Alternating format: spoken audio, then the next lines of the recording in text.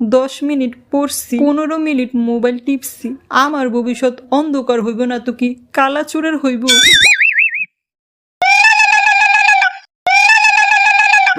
কালকে রেজাল্ট দিব আর তুই নাক টেনে ঘুমাস? এত দায়িত্বহীন মানুষ কেমনে হইতে পারস তুই? শোন, আমি 4-5 জনেরটা দেখে পরীক্ষা দিচ্ছি। একজনেরটা না হলেও আরেকজনেরটা হইব। শুধু পাস না, বিপুল ভোটে A+ পেয়ে পাস করব।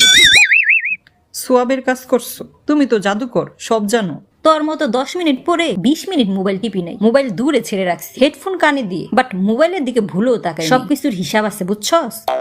হ্যাঁ, তুমি পাস করছো, নিজের জন্য না জাগো, আমার জন্য তুই একটু জাগতে পারোস। চোখে কালি পড়ে গেছে, দেখলে চিনতে পারবি না। তোর দোষ আগের মতো নাই রে। দূর যা, রাত করে নাকের সামনে প্যাক প্যাক করিস না। নাকের সামনে না, ওইটা কানের সামনে হইব। তাইলে বুঝ আমি কোন লেভেলের ঘুমে আছি। সকালে ফোন দিস। অসময়ে কেউ পাশে থাকে না, পাশ করলে ঠিকই মিষ্টি খাইতে আসে। এই রাত শুধু আমার, আশেপাশে কেউ নেই, সবাই ঘুমে।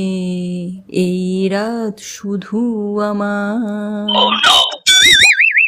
আহারে, রাত তো না, এক একটা সেকেন্ড এক একটা পাহাড়, এক একটা আফ্রিকার জঙ্গল, এক একটা স্টেডিয়াম মাঠ।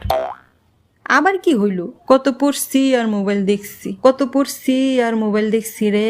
বালা করছস? কেমন জানি লাগতাছে। আমার রেজাল্টটা তুই দেখে আসিস। কে, তুই কি শাক টুকাইতে যাবি? আমি মনে হয় সকাল পর্যন্ত টিকবো না। কেমন জানি খালি খালি লাগতাছে স্কুল ব্যাগটা। আমার কষ্ট কি তোর চোখে পড়ে না বই? কেমনে ঘুমাস আমার একা রাইখা?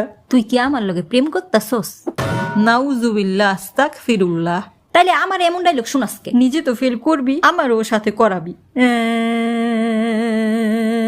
কত কষ্ট করে 2 চোখে তালা দিছি, দিলি তালা খুলে।